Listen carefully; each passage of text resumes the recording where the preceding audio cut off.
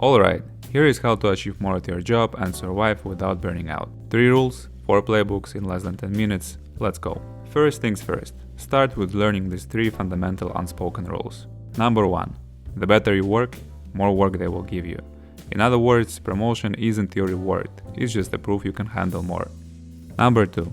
You will never have time for everything, and if you do now, then it's gonna change fast. You won't manage to answer all emails, finish all tasks in time, and even make everyone think that you're a good worker. Number 3.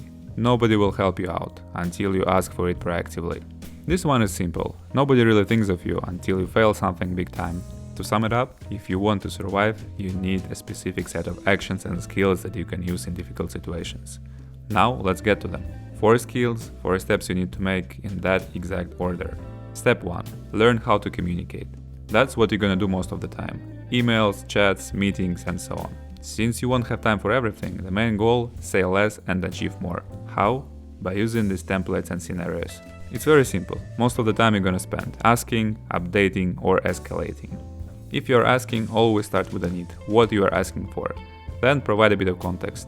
Then always tell deadline and the risk in case this deadline is not followed. This will create a pressure and make sure that this task is completed. In case you are updating someone, always start with the goal, what you are actually doing. Then tell what has been done so far. Always mention risks and help needed, if there are ones of course. And finish with telling what's next and by when it's gonna be done. In case of escalation, always start with a fact or a problem. Then give options and solutions, always mention risk and help needed, and finish it all with a deadline, again to create a time pressure and make sure all tasks are completed in time. In the description you're gonna find free ready-to-use templates, just copy them and rewrite content for your purposes. That's gonna save you a lot of time.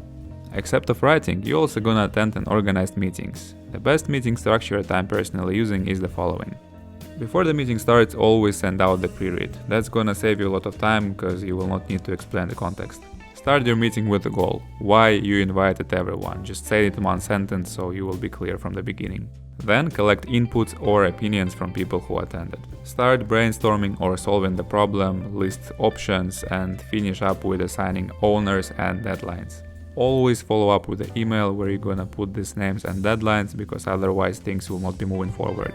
And by the way, reduce the default time of your meetings from 30 to 20 or even 15 minutes. That will be totally enough and it will create a healthy time pressure to keep people engaged. Alright, step number 2. Learn how to solve problems. Why? That's another thing that you're gonna be doing quite often, regardless of your industry or position. Problems with projects, people, your calendar, coffee machine in the kitchen, and so on. Again, first things first, let's talk how to approach the problem or crisis. Number 1, fact pack. Understand what's true right now. For example, we have a problem. The order to our customer is delayed. ETA was yesterday and product is still not delivered. Number 2, stabilize. Find one action that stops bleeding. Either pauses, either rolls back, or quickly improves the situation, whatever it is. In this case, the best thing will be to confirm the new ETA and share it to the customer ASAP, and explain the reason of delay and apologize.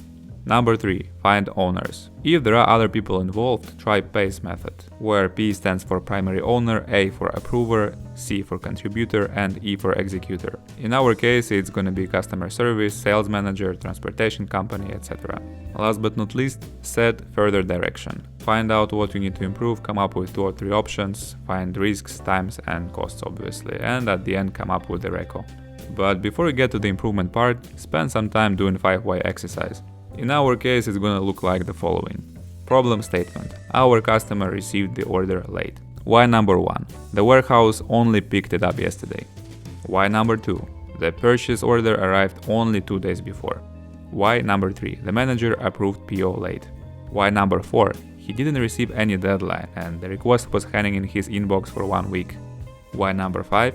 There is no standard process and deadline information included. So with this quick exercise we already know what to improve first. In the description you're gonna find a free template plus decision making one-pager. You can customize it and use for solving your important problems. Step number 3. Learn how to prioritize. This one is obvious. As I said, you won't be able to do everything, and even if you work 12 hours, you still will need to choose, and choose smartly. First of all, in addition to your to-do list, start having a stop list.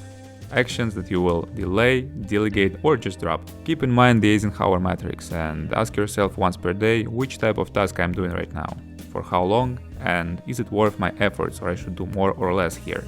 Secondly, apply cap and trade tactics. Fix a weekly capacity and every urgent new request will replace something older, and you need to say it out loud to your boss. On the screen you can see the example.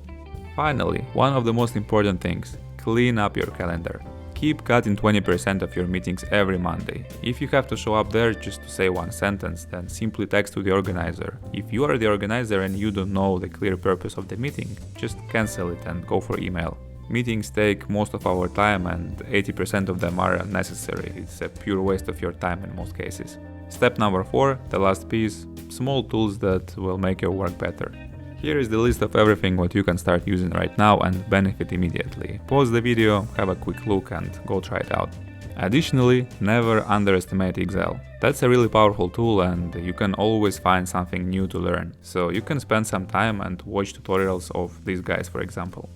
And by the way, you always know where to find additional templates with the content.